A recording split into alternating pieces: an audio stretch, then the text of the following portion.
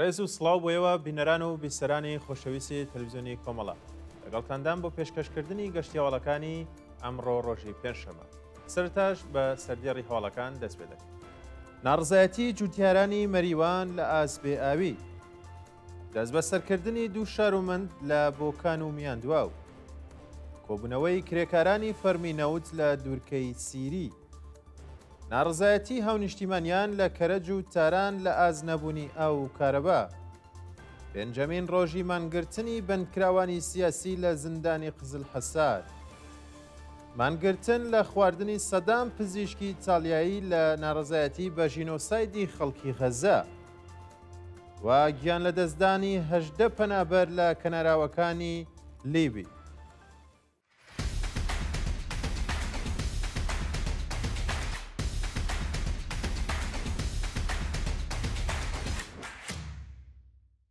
ناڕزایەتی جوتیارانی مەریوان لە ئاست بێ ئاوی، ڕۆژی چوارشەمە هەشتی گەلاوێژ جوتیارانی مەریوانی دژبەنەدانی هەقاوە کۆبوونەوە و ناڕزایەتی خۆیان لە ئاست سیاسەتە هەڵەکانی کۆماری ئیسلامی نیشاندا.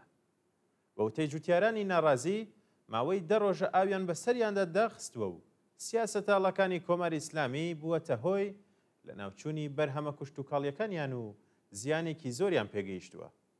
ئەگەر دەوڵەت هەقاوەی کە شاوەرزانی ئەو شارە دابین نەکات، زۆربەی جوتیاران مایە پوچ دەبن و معیشەتی هەزاران جوتیار کرێکار و بنەماڵەکانیشیان دەکەوێتە مەترسیەوە. دەستبەسەرکردنی دوو شارۆمەند لە بۆکان و میاندواو لە ڕۆژانی ڕابردوودا دوو هاوڵاتی خەڵکی شارەکانی بۆکان و میاندواو بە ناوەکانی ڕەحمان ئەسڵانی و ناسر حیشمەتی لەلایەن هێزەکانی حکوومەتەوە دەست بەسەر کراون. بە پێی زانیاریەکان هێزە ئەمنیەتیەکانی ڕژیم بە بێ بەڵگەی قەزایی ڕشیان کردو لەسەر ماڵی ڕەحمان ئەسڵانی و ناسر حیشمەتی و ئەو دوو شارومەندەیان پاش پشکنینی کەلوپەلەکانیان بە تونند و تیژەوە دەست بەسەر و بۆ شوێنێکی نادیار گواستوێتەوە. تا کاتی داڕشتنی ئەم هەواڵەش هیچ زانیاریەک لەسەر هۆکاری ڕفاندن و شوێنی ڕاگیرانی ئەو دوو هاوڵاتیە لەبەردەستدانیە. ئاگرکەوتنەوە لە تاڵاوی گەڕووز لە مەهاباد ڕۆژی چوارشەمە هەشتی گەلاوێژ ئاگر لە قامیشەڵانەکانی تاڵاوی گەڕووز لە مەهاباد کەوتەوە، بەڵام بە یارمەتی هێزەکانی ئاگرکوژێنەوە ئاگرەکە کۆنتڕۆڵ کرا. بە وتەی سەرۆکی ئیدارەی سەرچاوە سروشتیەکانی مەهاباد، بە هۆکارێکی نادیار ئاگر لە قامیشەکانی تاڵاوی گەڕووز کەوتوێتەوە و بەو هۆیەوە 50 هێکتار لەو تاڵاوە لە ئاگردا سوتاوە. هەرچەند هێزەکانی بەرگری شارستانی توانیویانە ئاگرەکە کۆنتڕۆڵ بکەن، بەڵام زیانێکی زۆر بە ژینگە و بوونەوەرەکانی ئەو تاڵاوە گەیشتووە. گواستنەوەی مەنسوور ڕەحیمی بۆ بەندی گشتی زیندانی مەهاباد. مەنسوور ڕەحیمی چالاکی مەدەنی و وێنەگری تەمەن 34 ساڵی خەڵکی مەهاباد ڕۆژی چوارشەمە لە گرتوخانەی ئیدارەی ئیتلاعاتەوە بۆ بەندی گشتی زیندانی ئەو شارە ڕاگوێزرا. بە پێی راپۆرتی کۆڵبەر نیوز ڕۆژی هەینی 20 گەلاوێژی 1404 هەتاوی هێزە ئەمنیەتیەکانی مەهاباد هێرشیان کردو سەر ماڵی باوکی مەنسوور ڕەحیمی و وێڕای زەوتکردنی مۆبایل و لەپتاپەکەی ناوبراویان بە تونند و تیژیەوە دەست بەسەر کردووە. ئەو چالاکە مەدەنیە بۆ ماوەی 3 هەفتە لە گرتوخانەی ئیتلاعات ئەشکەنجە و لێپرسینەوەی لێکراوە و دوا جاریش بۆ بەندی گشتی زیندانی مەهاباد گوازراوەتەوە. کۆبوونەوەی کرێکارانی فەرمی نەوت لە دوورگەی سیری ڕۆژی دووشەممە کرێکارانی فەرمی نەوت شاغڵ لە سەکۆنەوتیەکانی دوورگەی سیری دژبە جێبەجێ نەکردنی داخوازیەکانیان کۆبوونەوە. کرێکارانی فەرمی نەوت بە بەدەستەوەگرتنی پلاکارد و وتنەوەی دروشم خوازیاری پەرداختی تەواوی هەقدەست و مەزایە، وەلانانی سەقفی هەقدەست، دابینکردنی ئیمکاناتی ڕیفاهی، وەلانانی ئەستەنگیەکانی بەردەم سەنەواتی خانشینی، بەکردەوە دەرهاتنی تەواوی مادەی دەی یاسای ئەرک و بارپرسیارەتی پێرسۆنەلی نەوت و پێدانی ئەو بڕەپارەی لە ساڵانی ڕابردوو وەکو باش لەسەر هەقدەستەکانیان کەم کراوە و هەڵوەشانەوەی بڕیاری دەوڵەت بۆ تێکەڵکردنی سندوقەکانی خاننشینی بوون. ناڕزایەتی ئەو نیشتیمانیان لە کەرەج و تاران لە ئازنەبوونی ئاو و کارەبا ڕۆژی چوارشەمە شتی گەلاوێژ کۆمەڵێک لە هاوڵاتیانی دانیشتووی مەهێرشاری کەرەج و گەڕەکی ساڵحیەی تاران دژ بە بڕینی بەردەوامی ئاو کارەبا خۆپیشاندانیان کرد.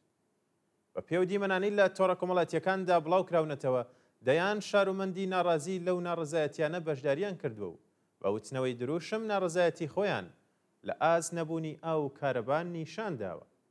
ناڕازیان هەڕەشیان لە حکومەتیش کردووەکە ئەگەر خزمەتگوزاریەکانیان بۆ دابین نەکات باجی ساڵانە و قەبزەکانی ئاو کارەبا و گاز پەرداخ ناکەن. پێنجەمین ڕۆژی مانگرتنی بەندکراوانی سیاسی لە زیندانی قزل حەسار. ماوەی 5 ڕۆژە ژمارەیەک لە بەندکراوانی سیاسی زیندانی قزل حەساری کەرەج دژ بە هەڵسوکەوتی وەحشیانەی مەئمورانی ڕژیممانیان لە خواردن گرتووە و بەهۆی نەبوونی ئیمکاناتی ڕیفاهی گیانیان لە مەترسیدایە. چەند ڕۆژ لەمەوبەر گاردی ئەمنیەتی زیندان هێرشیان کردە سەر بەندکراوانی بەندی 4 و مهدی حەسەنی و بێهروز حسانیان بۆ بەندی تاکە کەسی گواستەوە و سەعید ماسووریان بۆ زیندانی زاهدان دوورخستەوە. کاتێک مهدی و بێهروز لە سێدارە دران بەندکراوانی بەندی 4 ناڕزایەتیان دەربڕی. بەڵام هێزە سەرکوتگەریەکانی حکومەت دێرشیان کردە سەر بەندکراوان و بە لێدان چەندین کەسیان بۆ بەندی سێ گواستەوە. بە دوای هەڵسوکەوتی وەحشیانەی هێزە ئەمنیەتیەکانیش بەندکراوانی سیاسی مانیان لە خواردن گرتووە و ئێستا گیانیان لە مەترسی جدیدە. ڕەفاندنی چالاکێکی مەدەنی لە قوم و دەست بەسەرکردنی شارومەندانی بێناسنامە لە خاش. ڕۆژی ڕابردووە حسان حسێنی چالاکی مەدەنی خەڵکی ئەفغانستان و دانیشتووی شاری قوم لەلایەن ئیدارەی اطلاعاتەوە دەست بەسەر کرا. ئەوکات لە ئاوایی ئەکبەر ئابادی خاش سەرکوتگەرانی حکومەت هێرشیان کردوتە سەر خەڵک و دەیان شارومەندی بێناسنامەیان دەست بەسەر کردووە. بە پێی راپۆرتی حاڵۆش هێزەکانی یان هێزێکی زۆری نظامی لە سپا بەسیج ئیدارەی اطلاعات و فەراجا بە 4 ئۆتۆبوسەوە هێرشیان بردووەتە سەر دانیشتوانی گوندی ئەکبەر ئابادی خاش و دەیان ژن منداڵ و بە ساڵاچووی بەلوچی بێناسنامەیان دەست بەسەر کردووە. بە وتەی چالاکانی بەلوچ هەموو دەست بەسەرکراوان خەڵکی ڕەسەنی ناوچەکەن کە لەلایەن حکومەتەوە پراوێز خراون و دەوڵەت شناسنامەی پێنەداون. لەلایەکی دیکەشەوە ئەحسان حسێنی چالاکی مەدەنی خەڵکی ئەفغانستان و دانیشتووی شاری قوم لە هێرشی مامورانی اطلاعاتی سپای پاسداران ڕفێنراوە و دەست بەسەر کەلوپەلە شەخسیەکانیدا گیراوە. لە سێدارەدانی سێ بەندکراو لە سێ شاری ئێران بەیانی چوارشەمە هەشتی گەلاوێش حکمی ئەعدامی سێ بەندکراو بە تۆمەتەکانی پەیوەندیدار بە مادەی هۆشبەر و کوشتنی بانقەز لە زیندانەکانی دامخان ساری و قوم جێبەجێکرا. بە پێڕاپۆرتەکان سزای سێدارەی بەندکراوێک کە ناسناوی ئاشکرا نەکراوە بە تۆمەتی کوشتنی منداڵێکی 4 ساڵە لە پێشچاوی خەڵک لە شاری دامخان جێبەجێکراوە. هاوکات دوو بەندکراوی دیکە بە ناوەکانی محەممەد شەبستان و عەبدوڵناسر فەقیردادی بە تۆمەتەکانی کوشتنی بانقەست و پەیوەندیدار بە مادەی هۆشبەر لە زیندانەکانی ساری و قوم لە سێدارە دراون. کۆبنەوەی ئێرانیانی ئازادی خواز لە بەلژیک و ئۆتریش. ڕۆژی چوارشەمە کۆمەڵێک لە ئێرانیانی ئازادی خوازی دانیشتووی بەلژیک و ئۆتریش لە دوو چالاکی جیاجیادا خوازیاری هەڵوەشانەوەی سزای ئەعدام و ئازادی هەموو بەندکراوانی سیاسی بوون. بە پێڕاپۆرتەکان ئێرانیانی دانیشتووی وڵاتی بەلژیک دژ بە ناکارەمەیی کۆماری ئیسلامی و دابین نەکردنی ئاو کارەبا بۆ خەڵک دروشمیان بەرز کردوێتەوە و خوازیاری هەڵوەشانەوەی سزای سێدارە بوون. لەلایەکی دیکەشەوە ئێرانیانی ئازادی خوازی ئۆتریش بە بەدەستەوەگرتنی وێنەی بەندکراوانی مەحکوم بە ئێعدام پشتیوانی خۆیان لە کارزاری سێشەمانی نا بۆ ئێعدام دووپات کردوێتەوە و خوازیاری کۆتایی هێنان بە ئێعدام و ئازادی هەموو بەندکراوانی سیاسیش بوون. سەپاندنی گەماروی تازە بەسەر دەیان کۆمپانیا و کەسایەتی کۆماری ئیسلامی. وەزارەتی خەزانەداری ئەمریکا ڕۆژی چوارشەمە هەشتی گەلاوێش بەهێزترین بەستەی تەحریمی ئەو وڵاتەی بەسەر 115 شیرکەت کەشتی و کەسایەتی سەر بە کۆماری ئیسلامیدا سەپاند. بە پێی ڕاگەیاندنی وەزارەتی خەزانەداری ئەمریکا ئەو تەحریمانە هەموو گەشتیە نەوت هەڵگرەکانی محەممەد حسێن شەمغانی دەگرێتەوە کە دەور و نەخشی سەرەکیان لە دەوردانەوەی گەمارۆکاندا هەبووە.